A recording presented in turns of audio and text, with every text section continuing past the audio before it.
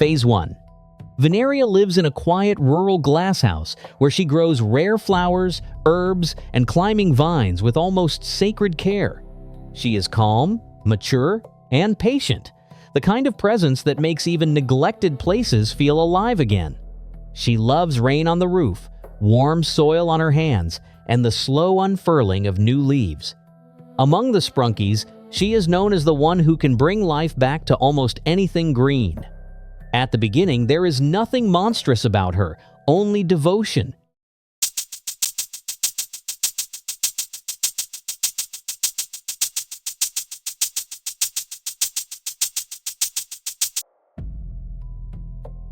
Phase 1.5.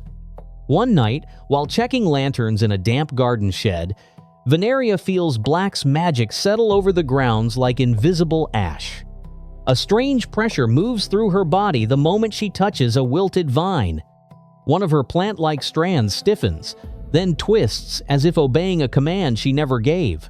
She tries to ignore it and keeps tending the plants, but the air around her has changed. From that point on, every living stem seems to react to her fear.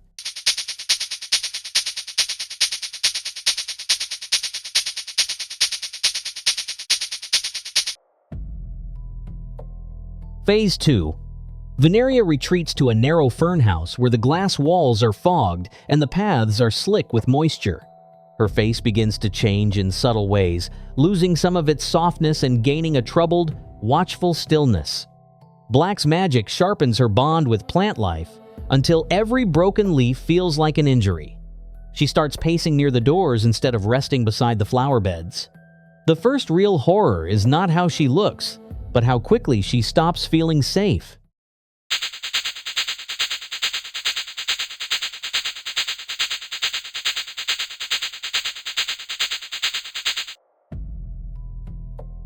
Phase 2.5. At an old stone courtyard overrun with ivy, Veneria's transformation becomes harder to hide. The vines around her begin responding before she even moves, rising towards sound like guard animals. She still wants to protect beauty, but now that instinct is laced with suspicion and sudden anger. Anyone approaching the greenery feels watched long before they see her. This is the phase where care becomes control.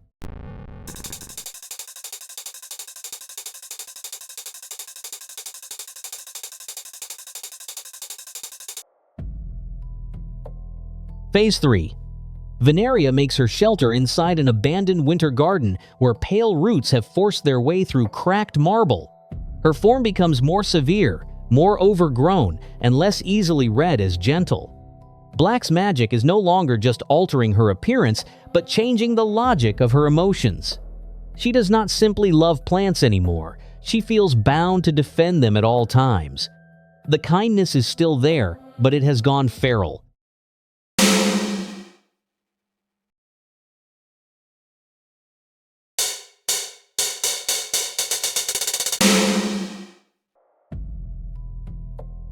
Phase 3.5.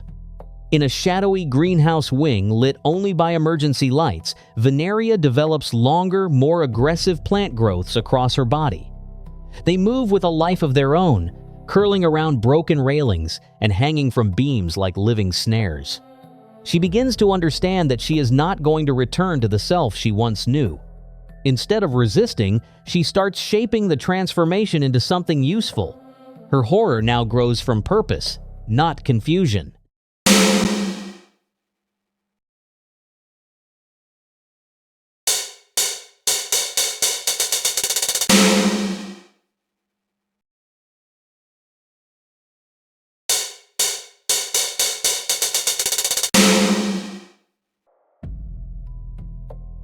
Phase 4. Veneria appears in a ruined botanical schoolyard where weeds fill the cracks in every path and staircase.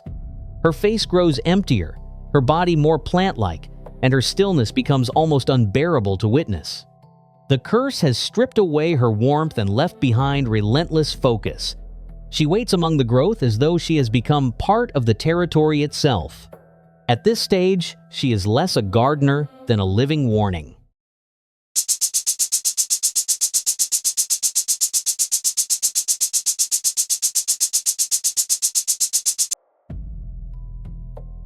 Phase 4.5. Inside a long-abandoned tram depot where vines wrap around rusted carriages, Veneria evolves into a far more deliberate threat. Her movements are smoother now, and the tendrils around her act with coordinated precision. She no longer reacts wildly to danger because she has learned exactly how to guard what matters to her. The plants surrounding her seem to thicken wherever she stands. This phase is chilling because the monster has become disciplined.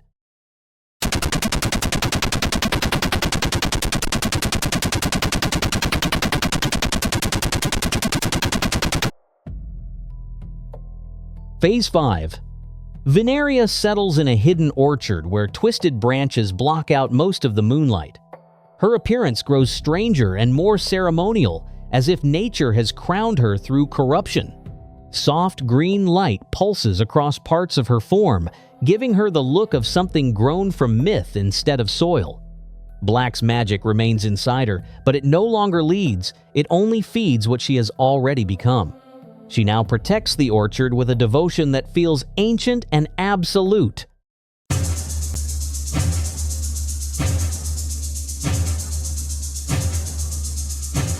Ready for a challenge?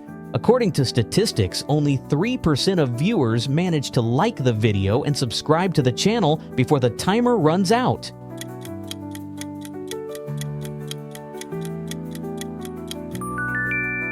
Write a comment if you made it in time. Phase 6. At the center of an underground arboretum filled with hanging roots and black water, Veneria becomes truly formidable. Her body expands into a shape built not for beauty, but for defense and command. The transformation has stabilized, and she carries it with grim acceptance. Plants bloom unnaturally well in the places she claims. This phase marks the moment when she stops looking cursed and starts looking chosen by the garden itself.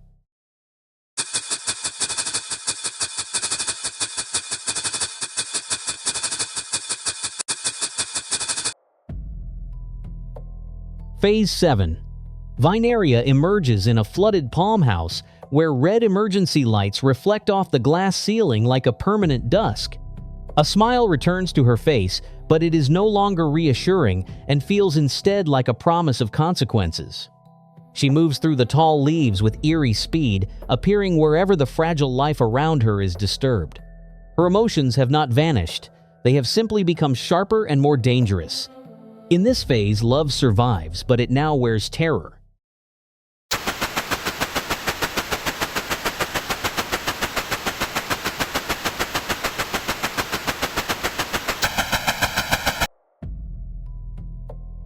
Phase 8. Veneria hides in a coastal greenhouse where salt wind rattles broken panes and moss creeps over every frame. Her monstrous form becomes denser, darker, and more complete, with glowing features that make her seem half-grown from the walls. She is no longer afraid of what she has become. The curse has fused with her identity so completely that horror now feels natural to her. This phase is frightening because peace has replaced struggle.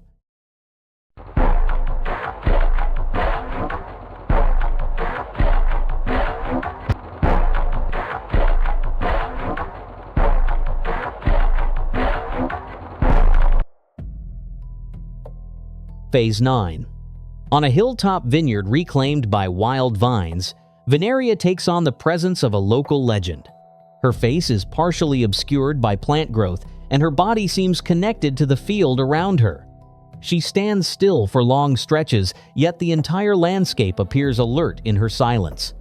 Black began the transformation, but Veneria's own need to preserve life gave it permanence. She now guards the land with a force that feels inevitable.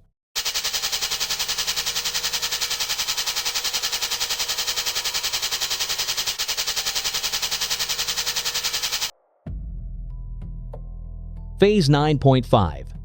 In a sealed research chamber where invasive roots have burst through metal flooring, Veneria undergoes one final severe change. Her appearance becomes harsher, more abstract, and more difficult to separate from the vegetation surrounding her. There is no hesitation left in her at all. Everything she once was has been compressed into one dominant instinct: protect the green, reject the rest. This phase is the threshold between transformation and permanence.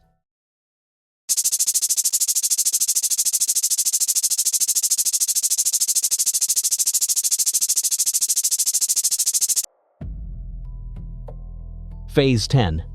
Vineria takes refuge in a mountain glasshouse buried in mist, where rare alpine plants glow faintly in the dark. Her eyes shine with unnatural force, and her smile seems fixed by a logic no ordinary creature could follow.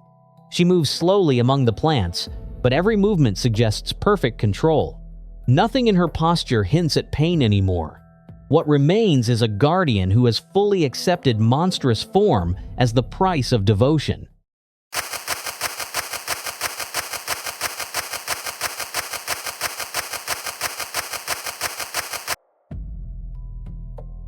Phase 11. Inside a vast biodome abandoned after years of neglect, Vineria develops something more dangerous than brute force: awareness spread across every root system. She senses motion through soil, water, and vine, as if the entire place has become her nervous system. The horror here is not chaos, but intelligence woven into living growth. She no longer needs to watch every corner herself, because the garden watches with her. This phase makes her feel less like a creature in a location, and more like the location itself awakening.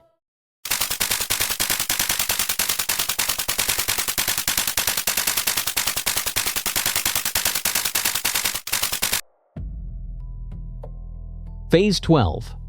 In the final phase, Vineria rules a hidden forest basin where thick mist, luminous flowers, and towering vines erase every clear path.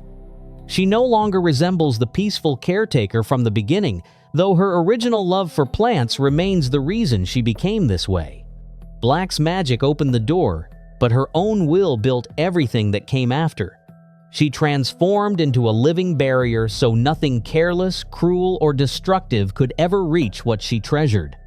By the end, Vineria is not just a monster in the garden, but the garden's final answer to threat.